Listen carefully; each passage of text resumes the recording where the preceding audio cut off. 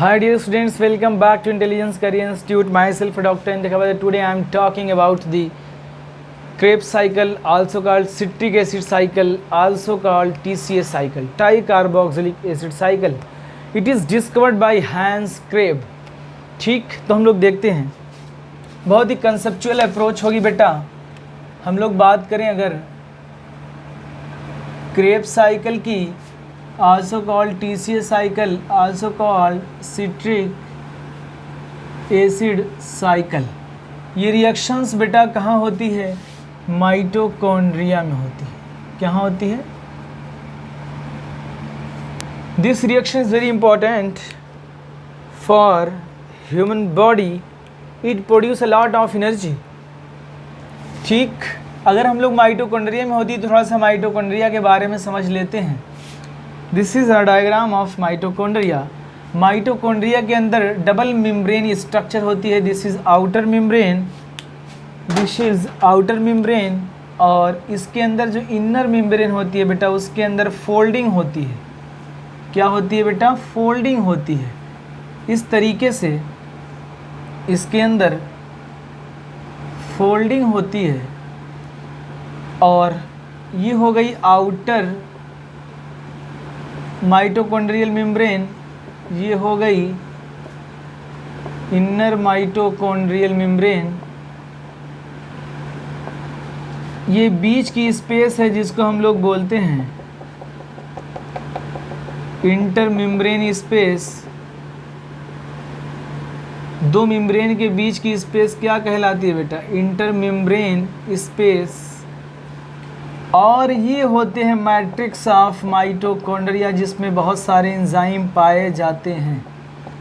ये है बेटा matrix of mitochondria.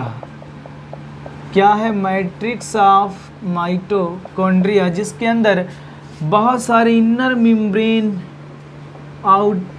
Membrane enzyme पाए जाते हैं. इसी के अंदर जो है रिएक्शंस होती हैं क्रेब्स साइकिल.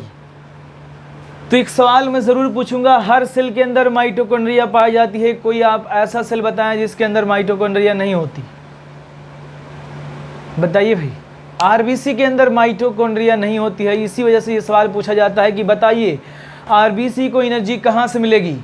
तो जब ये सवाल आए ना आरबीसी को एनर्जी कहाँ से मिलेगी, तो तुम बताना कि उसके अंदर ग्लाइकोलिसिस चल रही होती है, क्योंकि उसके अंदर क्या नहीं है? माइटोकॉन्ड्रिया नहीं. अगर माइटोकॉन्ड्रिया नहीं तो जाहिर सी बात है उसके अंदर रिएक्शन नहीं होगी. अगर उसके अंदर रिएक्शन नहीं होगी, यानी कौन सी क्रेब्स साइकिल नहीं होगी, तो उसको एनर्जी कौन देगा? ग्लाइकोलिसिस. याद रखिएगा. अब अगला पॉइंट हम लोग कंसेप्चुअल अप्रोच. बहुत सारी जगह आपने पढ़ा होगा मुझे पता है, लेकिन कंसेप्चुअल अप्रोच समझिए. और हम लोग बात करते हैं एसिटाइल कोएंजाइम से. एसिटाइल कोएंजाइम 2 कार्बन के मॉलिक्यूल होते हैं. ये कहाँ से आए, क्या हुआ, सब बताएंगे हम. पहले एक बेसिक चीज़ हम लोग समझ लेते हैं. ये एसिटाइल कोएंजाइम जो होता है इसके अंदर बेटा 2 मॉलिक्यूल हैं कार्बन के, 2 स्केलेटन मॉलिक्यूल हैं. ये एसिटाइल कोएंजाइम आया कहाँ से? हो सकता है ये कार्बोहाइड्रेट से आया हो सकता है ये प्रोटीन से आया हो, यानी प्रोटीन अमीनो एसिड के बने होते हैं. हो सकता है ये कार्बोहाइड्रेट से आया हो सकता है ये फैट से आया हो. कहाँ से बेटा? यही acetyl moiety. Acetyl is a compound coenzyme से जब बाइंड करता है तब एसिटाइल कोएंजाइम होता है. हो सकता है ये कार्बोहाइड्रेट से आया हो सकता है प्रोटीन से आया हो सकता है फैट से आया हो, क्योंकि हमारी बॉडी के अंदर कार्बन स्केलेटन भरे पड़े हैं. और नेचर ने क्या किया था? इवोल्यूशन के समय नेचर ने इतना बढ़िया सिस्टम ट्रांसपोर्ट का बनाया था हमारी बॉडी के अंदर. किसके ट्रांसपोर्ट का? CO2 के. क्योंकि जो कार्बन है ये कार्बन CO2 के फॉर्म में बाहर होता है, तो इसको बहुत ही बेहतरीन सिस्टम से ट्रांसपोर्ट करते हुए हम लोग पफ्ड आउट कर देते हैं. क्लियर? तो यहाँ पे जो होता है देखिएगा आप लोग, 2 कार्बन है यहाँ पे, एक CO2 का मॉलिक्यूल यहाँ निकल जाता है, एक CO2 के मॉलिक्यूल यहाँ निकल जाते. देखिए हंसते मुस्कुराते हुए हैं ये लोग. एक CO2 का मॉलिक्यूल यहाँ निकल जाता है, यहीं पर बेटा समझिएगा, पहले बेसिक मैकेनिज्म समझा दे रहा हूँ। NAD से NADH2 का फॉर्मेशन होता है, इधर भी NAD से NADH2 का फॉर्मेशन होता है, इधर भी NAD से NADH2 का फॉर्मेशन, यानी दो ही चीज़ चल रही है। किसी चीज़ का CO2 का निकलना बेटा कहलाएगा डीकार्बोक्सिलेशन। क्या कहलाएगा? डीकार्बोक्सिलेशन। ठीक, NADH2 का बनना कहलाएगा डिहाइड्रोजिनेज एंजाइम होंगे, डिहाइड्रोजिनेज एंजाइम। तो यानी डीकार्बोक्सिलेशन, डिहाइड्रोजिनेज एंजाइम, यही दो वर्क करते हैं हमारी पूरी मैकेनिज्म के अंदर। ठीक है ना। अब यहाँ पे आप लोग बताइए कितने CO2 मॉलिक्यूल निकल रहे हैं? एक और दो CO2 मॉलिक्यूल निकल रहे हैं। कितने में? एक जो है साइकिल में। ठीक, कितने NAD का फॉर्मेशन हो रहा है बेटा? 3 NAD, एक NAD, 2 NAD और ये क्या हो गया? 3 NAD। यहीं पे बेटा डायरेक्ट सिंथेसिस होती है, GDP से फॉर्मेशन होता है GTP का, डायरेक्ट सिंथेसिस होती है ATP। ये ATP क्या करती है? ये अगले मॉलिक्यूल को एनर्जी प्रोवाइड करती है, एक्साइट करती है कि तुम जल्दी जल्दी ब्रेक डाउन हो। ठीक है ना। अब यहाँ पे एक FAD से FADH2 का फॉर्मेशन होता है, FAD से FADH2 का फॉर्मेशन। तो यहाँ पे अगर हम लोग देखें बेटा 3 NADH2, एक NADH2 जो एनर्जी प्रोवाइड करता है, एक NADH2 हमें बेटा 3 ATP प्रोवाइड करता है। तो 3 NADH2 हमें 3 × 3 यानी 9 ATP हमको देंगे। क्लियर है बात? अब यहाँ पे देखो, यहीं पे जो है एक FADH2 का फॉर्मेशन हुआ, एक FAD 2 ATP देता है बेटा, और एक ATP डायरेक्ट सिंथेसाइज हो रही है, यानी 9 + 2 1 यानी 12 ATP हम लोगों को मिल गई है। यहाँ कितने ATP बेटा? 12 ATP का प्रोडक्शन हुआ। यानी एक बार जब ये साइकिल मूव करती है तो 2 CO2 के मॉलिक्यूल, 3 NAD, एक FAD, एक GTP डायरेक्ट सिंथेसाइज होता है, यानी 12 ATP का प्रोडक्शन होता है। जबकि ये साइकिल 2 बार चलती है, क्योंकि 2 एसिटाइल कोएंजाइम बनते हैं, 2 बार ये जब चलती है तो 24 ATP का फॉर्मेशन होता है। अब मैं जो है यही रिएक्शन आगे आपको समझाता हूँ पूरे फ्लो चार्ट से। एक डायग्राम था, लाइन डायग्राम, जिसमें आपको ये सारी चीज़ें आगे देखना है। Now we are talking to the whole Krebs cycle pathway. तो हम लोग देखते हैं 2 मोल पायरुविक एसिड का फॉर्मेशन होता है ग्लाइकोलिसिस में। अगर हम लोग ग्लाइकोलिसिस की बात करें बेटा, ग्लाइकोलिसिस में ग्लूकोज से ग्लूकोज 6 फॉस्फेट, ग्लूकोज 6 फॉस्फेट से फ्रक्टोज 6 फॉस्फेट, फ्रक्टोज 6 फॉस्फेट से फ्रक्टोज 1,6 डाइफॉस्फेट, फ्रक्टोज 1,6 डाइफॉस्फेट से बनता है 3 पागल 3 ढप में। ये ब्रेक डाउन हो जाते हैं 3 पागल यानी 3 फॉस्फोग्लिसरॉल्डिहाइड और 3 डाइहाइड्रोक्सी एसीटोन फॉस्फेट। 3 पागल से 3 डाइपागल, 3 डाइपागल से 3 डाइपीजीए, 3 डाइपीजीए से 3 PGA, 2 PGA, PEP and pyruvic acid. Clear? इसमें मॉलिक्यूल कितने होते हैं बेटा? अगर हम लोग देखें 6 मॉलिक्यूल होते हैं। 6 मॉलिक्यूल में ये 2 ब्रेक डाउन हो जाती है। मैंने क्रेब्स साइकिल का लेक्चर अपलोड कर दिया बेटा, उसमें ज़रूर देखिएगा आप। मैं यहाँ पे बस ये 3 मॉलिक्यूल में अभी लास्ट जो की प्रोडक्ट होता है बेटा पायरुविक एसिड होता है ग्लाइकोलिसिस का। ये भी क्या है? Pyruvic acid. तो कितने मोल बने? 2 mole pyruvic acid. Pyruvic acid में कार्बन कितने होते हैं बेटा? 3 कार्बन। क्लियर? तो यहाँ पे जब पायरुविक एसिड इज अ की product of the glycolysis convert होता है एसिटाइल कोएंजाइम में, एसिटाइल कोएंजाइम में कार्बन जो होते हैं बेटा वो होते हैं 2, क्योंकि यहाँ पे एक CO2 निकल जाता है। यहाँ पे जो एंजाइम यूज होता है पायरुविक एसिड डीकार्बोक्सिलेज होता है। ठीक है ना। और पायरुविक एसिड डीकार्बोक्सिलेशन होता है, और डिहाइड्रोजिनेज भी, क्योंकि NAD से NADH2 का फॉर्मेशन होता है। कोएंजाइम A भी होता है, TPP भी यूज होता है यहाँ पे। तो यहाँ पे क्या होता है? Oxalo acetic acid combined with acetyl coenzyme form the citric acid. Citric acid में बेटा 6 कार्बन होते हैं। ठीक है ना। सिट्रेट सिंथेटेस की प्रेजेंस में। अब एकोनिटेज जो होता है, सिस एकोनिटिक एसिड की प्रेजेंस में एकोनिटेज का फॉर्मेशन होता है। आइसोसाइट्रिक एसिड से ऑक्सैलो सक्सिनिक एसिड। यहाँ पे डिहाइड्रोजिनेशन होता है, जहाँ से एक NAD से एक NADH2 का फॉर्मेशन होता है। क्लियरली समझिएगा बहुत। अब जो यहाँ पे ये NADH2 का फॉर्मेशन देखिएगा, एक NADH2 यहाँ फॉर्म हुआ, एक NADH2 यहाँ फॉर्म हुआ, एक NADH2 का फॉर्मेशन यहाँ हुआ। यानी होल क्रेब्स साइकिल की अगर मैं बात करूँ तो 3 NADH2 का फॉर्मेशन होता है। एक CO2 देखिए बेटा यहाँ है, एक CO2 यहाँ। तो याद रखिएगा अल्फा कीटोग्लूटेरिक एसिड के आने से पहले और अल्फा कीटोग्लूटेरिक एसिड के जाने के बाद एक एक CO2 मॉलिक्यूल निकलते हैं।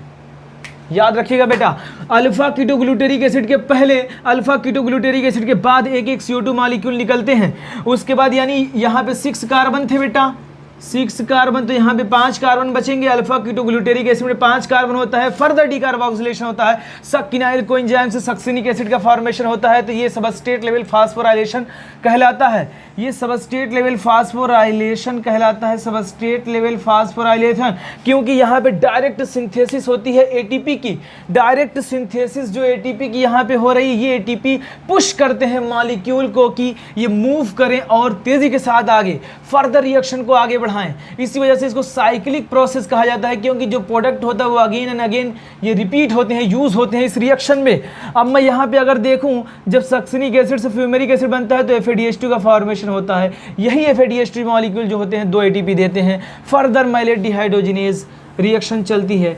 यानी अगर इस रिएक्शन में हम लोग देखें बेटा, एक FADH2, 2 ATP, ये एक NADH2, 3 ATP, ये 3 ATP और ये 3 ATP। टोटल कितने ATP हो गए बेटा? 11 हुए, प्लस एक डायरेक्ट, टोटल हो गए 12। यानी अगर एक बार ये रिएक्शन चलेगी तो 2 CO2 के मॉलिक्यूल अगर एक बार ये रिएक्शन चल रही है तो 2 CO2 के मॉलिक्यूल 3 NADH जब एसिटाइल कोएंजाइम से पूछा जाए तब। ये भी याद रखना, क्योंकि होता क्या है कि जो पायरुविक एसिड ये वाला स्टेप होता है, ये कनेक्टिंग लिंक है। क्या है बेटा? ये connecting link between glycolysis and Krebs cycle है। ये पूरा पाथवे आपको आना चाहिए। अगर ये नहीं याद आ रहा है तो फिर कुछ नहीं आएगा आपको। अब बताइए मुझे, direct synthesis of ATP in Krebs cycle कितनी होगी? अगर कोई कहे 12 गलत, अगर कोई कहे 24 तो गलत। डायरेक्ट सिंथेसिस बेटा सिर्फ 2 होती है, क्योंकि ये 2 मॉलिक्यूल हैं, 2 बार ये रिएक्शन मूव करेगी, 2 बार चलेगी। तो जब 2 बार चलेगी तो एक ही डायरेक्ट बन रहा है ना। अब ये जो NADH2 बन गए थे बेटा, ये ट्रांसपोर्ट होंगे। देखिएगा यहाँ पे मैं दिखा रहा हूँ, आप लोग देखिएगा, दिख रहा है बेटा यहाँ से, ये मैं दिखा रहा हूँ आपको इलेक्ट्रॉन ट्रांसपोर्ट चेन। ठीक, यानी ये जो NADH2 है यहाँ पे ATP नहीं देगा। अगर मैं एक बात कहूँ थोड़ा सा इनडायरेक्ट वे में तो आप समझ सकते हैं। मैं कहूँ कैश एनर्जी, दूसरी बात मैं कहूँ चेक के फॉर्म में एनर्जी, चेक के फॉर्म में एनर्जी, 2 चीज़ें। कैश एनर्जी हमारे पास 2 है।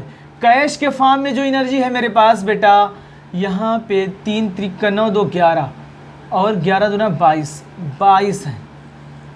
ठीक, समझिएगा, पूरी रिएक्शन की बात हो रही है यहाँ से एसिटाइल कोएंजाइम से, क्योंकि ये NADH2 जब तक क्रेब्स इलेक्ट्रॉन ट्रांसपोर्ट चेन में नहीं जाएगा, ये NAD और ये NAD और ये FAD जब तक इलेक्ट्रॉन ट्रांसपोर्ट चेन में नहीं जाएगा तब तक एनर्जी नहीं देगा।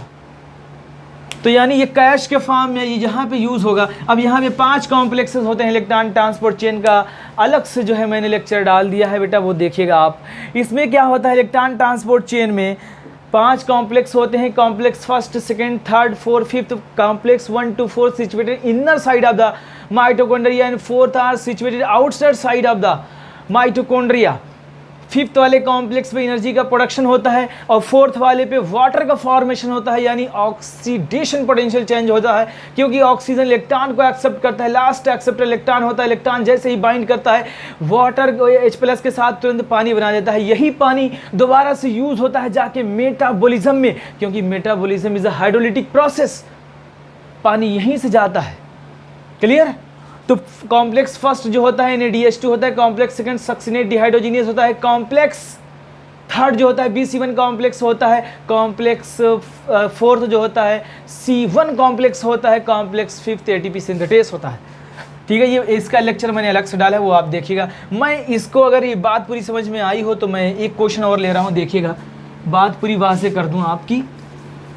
समझिए एक चीज़ और, अब अगर मैं कहूँ बेटा आपसे कि पायरुविक एसिड से,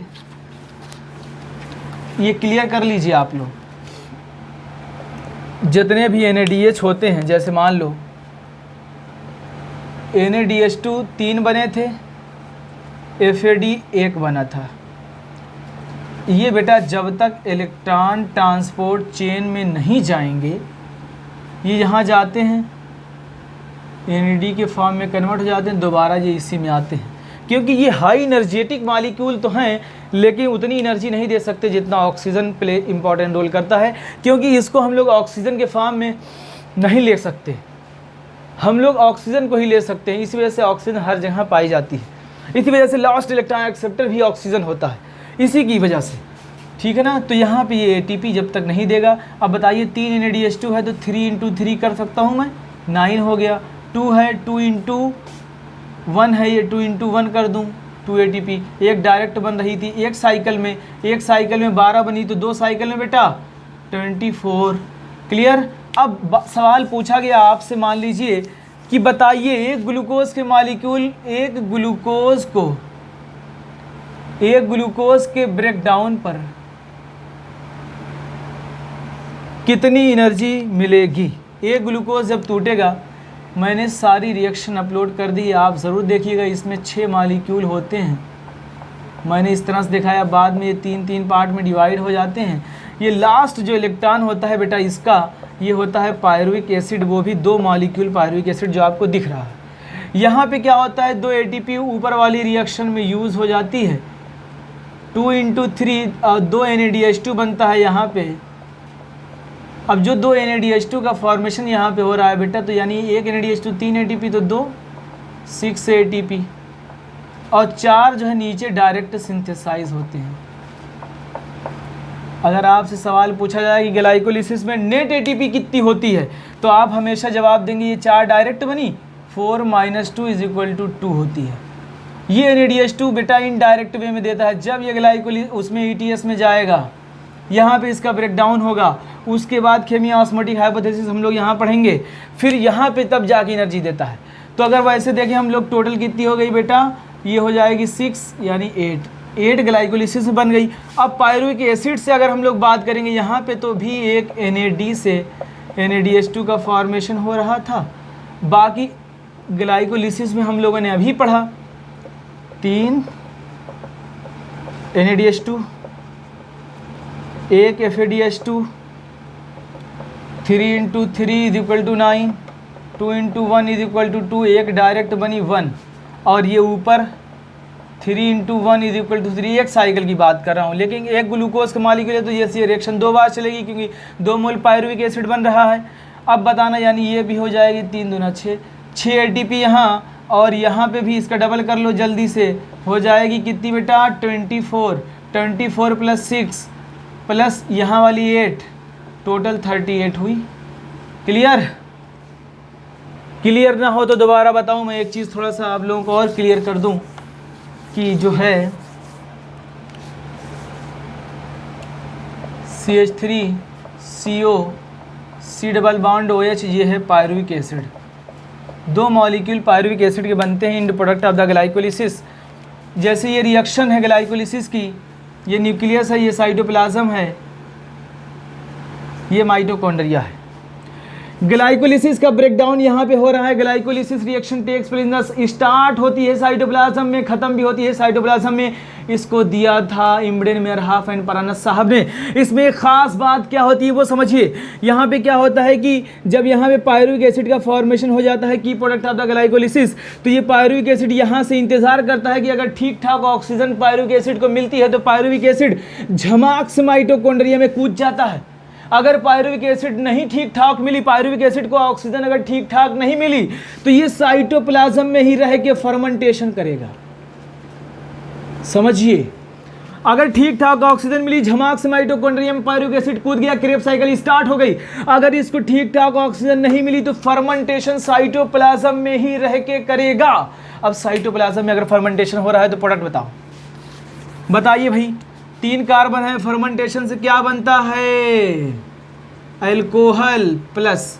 अब यहाँ पे आप देखिएगा, ये पायरुविक एसिड है, pyruvic acid decarboxylase enzyme use हुआ क्योंकि CO2 का रिमूव हुआ। अब यहाँ पे देखिए कार्बन कितने हैं बेटा? 3। यहाँ पे कार्बन है 2, यानी एक कार्बन ये निकला CO2 के फॉर्म में, देखा ना आपने। तो पायरुविक एसिड डीकार्बोक्सिलेज और अल्कोहलिक, क्योंकि अल्कोहल में ऐड हुआ क्या? Hydrogen. Addition of hydrogen is called reduction, removal of oxygen is called reduction, addition of oxygen is called oxidation. तो यहाँ पे हमने देखी, यहाँ पे ऐड कर दिया है हाइड्रोजन को, तो इसको हम लोग बोलते हैं अल्कोहलिक डिहाइड्रोजिनेज रिएक्शन। कभी मत कंफ्यूज होइएगा। और एक प्रोडक्ट और पूछा जाता है इससे कि यही पायरुविक एसिड जब ठीक ठाक oxygen, incomplete breakdown of glucose, incomplete oxygen इसको सप्लाई होती, तब क्या होता है? तब ये फॉर्मेशन करता है हमारी मसल में CH3CHOH C double bond OH। इसमें ख़ास बात है, ये कायरल कंपाउंड है। देखिए ना, सारी वैलेंसी अलग हैं, चारों वैलेंसी। इसका नाम होता है लैक्टिक एसिड। किसका फॉर्मेशन हो गया बेटा? लैक्टिक एसिड का फॉर्मेशन। एंजाइम कौन सा होता है? लैक्टेट डिहाइड्रोजिनेज एंजाइम होता है। इसमें भी कार्बन सेम। तो ये जब भी क्वेश्चन आते हैं यहाँ पे ऐसे आपको मार्क कर देता है, बताओ ये क्या है भाई। अगर कंसेप्ट क्लियर है, केमिस्ट्री थोड़ी बहुत आती है, तो कार्बन को आप तो ज़रूर मैच कर सकते हैं। यहाँ 2 कार्बन यानी CO2 निकला होगा। जहाँ कोई कार्बन नहीं रिमूव होते, तो ये भी क्वेश्चन पूछा जाता है कि किस मॉलिक्यूल के ब्रेकडाउन से CO2 नहीं रिमूव होती है। तो लैक्टिक एसिड के फॉर्मेशन से CO2 नहीं रिमूव होती है, ये भी क्वेश्चन पूछा जाता है। तो आप, मुझे उम्मीद है कि आप लोगों को समझ में आया होगा। आप बेटा लाइव क्लासेस 5 बजे से लेकर 6 बजे तक चल रही हैं। कोई भी क्लासेस में लाइव आ सकता है 5 बजे से 6 बजे तक। डॉक्टर इंतखाब हैदर यूट्यूब चैनल पे, चैनल को लाइक करें, कमेंट करें, शेयर करें और सब्सक्राइब ज़रूर करें। और इस चैनल पे 5 बजे से लेकर 6 बजे तक लाइव क्लासेस डेली होती हैं। ह्यूमन फिजियोलॉजी चल रहा है, इसके बाद नेक्स्ट जो टॉपिक होगा वो बता दिया जाएगा। जो है इतना ही उम्मीद है, बाकी आप लोगों को समझ में आया होगा। ग्लाइकोलिसिस वाला चैप्टर ज़रूर देखिएगा। Thank you.